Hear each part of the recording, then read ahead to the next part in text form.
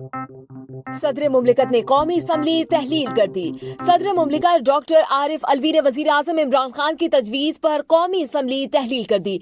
Deputy speaker कौमी assembly Qasim Suri की जानिब से वजीर आजम के खिलाफ तहरीक अदम एतमाद की करारदाद को आइन से इनहराफ करार देते हुए मुस्तरद कर दिया गया था।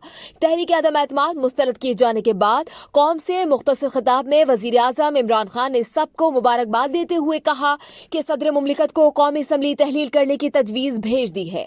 कौम अगले इलेक्शन की तैयारी करे। अब सदर मुमलिकत ने वजीर आजम इमरान खान की तजवीज़ को मंजूर करते हुए कौमी असम्बली तहलील कर दी है।